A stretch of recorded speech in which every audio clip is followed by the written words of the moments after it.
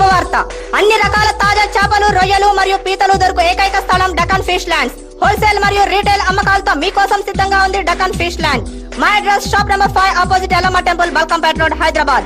వివరాలకై సంప్రదించండి 0403007788. మీ పాత కార్ అమ్మాలనుకున్నా కొనాలనుకున్నా లేదా ఎక్స్చేంజ్ చేయాలనుకున్నా సంప్రదించండి Shri Balaji car consultancy opposite Saibaba temple Yellamma temple road Balkampet Hyderabad. మా ఫోన్ నెంబర్ 9346967469. స్పాట్ ఫైనాన్స్ సౌకర్యం కూడా కలదు.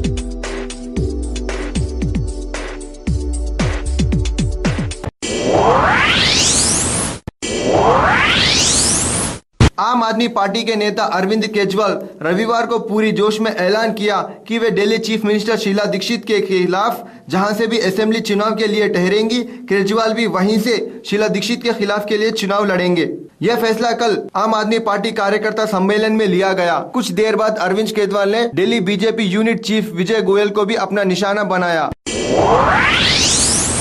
आज शाम 5 बजे हैदराबाद के निजाम्स कॉलेज ग्राउंड में भारतीय जनता पार्टी की तेलंगाना आत्मा गौरव सभा शुरू होगी। इस सभा में मुख्य अतिथि बीजेपी अध्यक्ष राजनाथ सिंह मौजूद होंगे और तेलंगाना नागरिक समिति इस सभा में बीजेपी पार्टी से मिलेगी।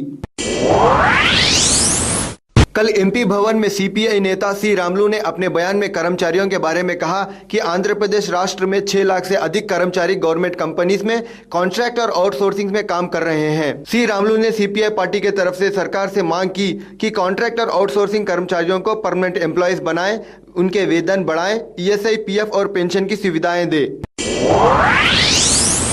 हैदराबाद मलकपेट के आजमपुरा नासिर बिल्डिंग पर 8 सेल टावर में अचानक कल आग लग गई। कुल मिलाकर इस बिल्डिंग पर 4 सेल टावर्स है। स्थानीय लोगों ने टावर पर लगी आग को देखकर फायर इंजन को बुलाया। मलकपेट पुलिस ने एयरसेल टावर पर केस दर्ज किया। बीसीसीआई अध्यक्ष एन श्रीनिवासन ने अपने दामाद के खिलाफ जांच पूरी होने तक पद से किनारा करने पर रजामंदी जताई, जबकि पूर्व प्रमुख जगमोहन डालमिया को बोर्ड के कामकाज के संचालन के लिए अंतरिम व्यवस्था के तौर पर 4 सदस्यीय पैनल का प्रमुख बनाया गया। भारतीय क्रिकेट को झकझोर देने वाले स्पॉट फिक्सिंग के बाद कल श्रीनिवासन ने बैठक में इस्तीफा न दिया, बल्कि उन्होंने कहा कि उनके खिलाफ कोई आरोप नहीं है और जब तक कार्रवाई पूरी नहीं होती वे अपने पद से दूर रहेंगे। डालमिया ने हालांकि इस फैसले का बचाव करते हुए कहा कि श्रीनिवासन को इस्तीफा की मांग करना जल्दबाजी होगी। न्यूजीलैंड ने इंग्लैंड के खिलाफ दूसरा वनडे इंटरनेशनल में 86 रन से जीतकर सीरीज में लगातार दूसरा मैच भी जीत लिया। 2-0 के साथ न्यूजीलैंड ने सीरीज अपना नाम कर लिया। पहले बल्लेबाजी करते हुए न्यूजीलैंड ने 359 रन बनाकर इंग्लैंड को कड़ी चुनौती दी। इसमें मार्टिन गुप्टिल ने नाबाद 179 की पारी खेलकर न्यूजीलैंड की ओर से वनडे में श्रेष्ठ स्कोर बनाने वाले पहले बल्लेबाज बन गए। जवाबी हमले में अपने पूरे विकेट खोकर इंग्लैंड ने सिर्फ 273 रन ही बना सके। गुप्टिल 179 रन बनाकर इंटरनेशनल वनडे क्रिकेट में बड़े स्कोर बनाने वाले खिलाड़ियों में 6वें स्थान पर पहुंच गए, जबकि 219 रन बनाकर वीरेंद्र सहवाग प्रथम स्थान पर है।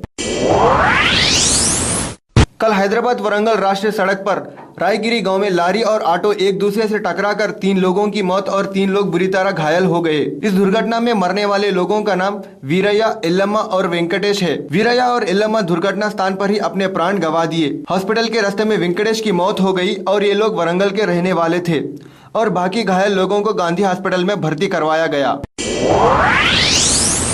डीएमके चीफ का आज जन्मदिन के साथ ही द्रमुक अध्यक्ष एम करुणानिधि आज 90 वर्ष के हो गए हैं। उन्होंने अपने जन्मदिन की शुरुआत बेहद खास तरीके से की। उन्होंने अपने राजनीतिक गुरु द्रमुक संस्थापक सीएनएन अन्नादुरई और द्रविडर कशकम के संस्थापक ईवी रामस्वामी के स्मारकों पर श्रद्धांजलि दी। सारा दिन उनके घर पर नेताओं और रिश्तेदारों का तांता लगा रहा। पूरे देश ने उन्हें जन्मदिन की बधाई दी है। साथ ही साथ सभी कार्यकर्ताओं ने उन्हें अपने जन्मदिन की शुभकामनाएं दी। आंध्र प्रदेश का पहला महिला डाकघर 1 जून को आंध्र प्रदेश के विशाखापट्टनम में राज्य के पहले महिला डाकघर का उद्घाटन किया गया।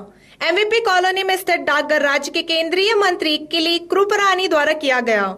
उन्होंने अपने बयान में यूपीए सरकार की पीठ थपथपाते हुए बधाई दी। साथ ही साथ इसे महिलाओं की सुरक्षा का एक कदम बताया।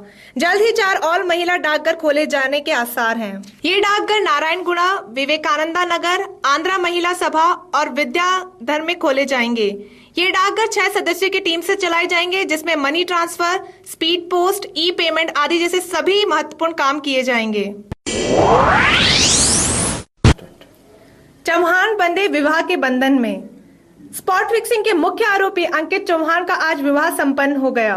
गौरतलब है कि अंकित ने अपनी शादी के लिए 7 दिनों की जमानत ली थी। हालांकि उन्हें 6 जून को फिर से सरेंडर करना होगा।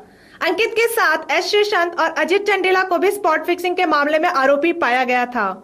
दिल्ली अदालत ने उन्हें जमानत तो दे दी, लेकिन जांच के बाद लगातार आरोपियों पर शिकंजा कसता ही जा रहा है। न सिर्फ खिलाड़ियों पर, लेकिन मामले से जुड़े सभी लोगों की एक के बाद एक गिरफ्तारी होती जा रही है। बीसीसीआई चीफ एन श्रीनिवासन के दामाद मयप्पन की गिरफ्तारी सबसे बड़ी गिरफ्तारी समझी जा रही है। लेकिन अंकित चौहान वो शख्स हैं जिन्हें स्पॉट फिक्सिंग के मामले में सबसे पहले गिरफ्तार किया गया था। जा रही हैं बिजली दरें। बिजली के बढ़ते दामों को लेकर कल विजयवाड़ा में लोगों तथा अन्य नेताओं द्वारा धरना प्रदर्शन किया गया।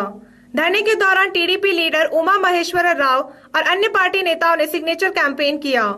ये कैंपेन बढ़ती हुई कीमतों के विरुद्ध किया गया। गौरतलब है कि स्थानीय लोगों को बढ़ती कीमतों की वजह से खासी दिक्कतों का सामना करना पड़ रहा है। मानसून की बरसात। तपती गर्मी के साथ अब बरसात का मजा ले रहे हैं। उत्तर भारत में पिछले 24 घंटों में हुई बूंदाबांदी की वजह से उत्तर प्रदेश और राजस्थान के लोगों ने राहत की सांस ली। मानसून की शुरुआत के साथ ही तापमान में गिरावट दर्ज की गई। हालांकि राजधानी दिल्ली में मौसम ने अभी भी पूरी तरह दस्तक नहीं दी है और अभी भी वहां का पारा 35 डिग्री से ऊपर है।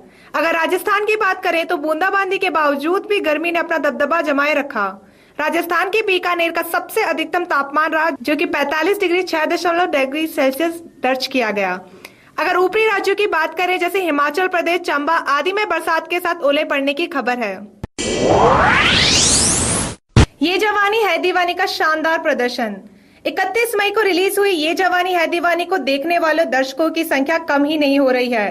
थिएटरों में फिल्म प्रशंसकों का तांता सा लगा हुआ है। सूत्रों के मुताबिक फिल्म ने पहले ही दिन में 19.45 करोड़ रुपए की कमाई की। फिल्म विशेषज्ञों का मानना है कि अगले 7 दिनों में फिल्म 100 करोड़ के आंकड़े को छू सकती है। हालांकि दर्शकों को दीपिका और रणबीर की जोड़ी बेहद पसंद आई। ये जवानी है दीवानी अयान मुखर्जी निर्देशित फिल्म है और करण जौहर इसके निर्माता हैं। फिल्म में हाल ही में सुपरहिट फिल्म दे चुके आदित्य रॉय कपूर की भी महत्वपूर्ण भूमिका है। ऐसे में देखना दिलचस्प होगा कि फिल्म और कितने दिन सिनेमाघरों में टिकती है। तुम समझते क्यों नहीं कि अगर मैं तुम्हारे साथ 2 मिनट और रही तो क्या नैना? मुझे तुमसे प्यार हो जाएगा फिर से।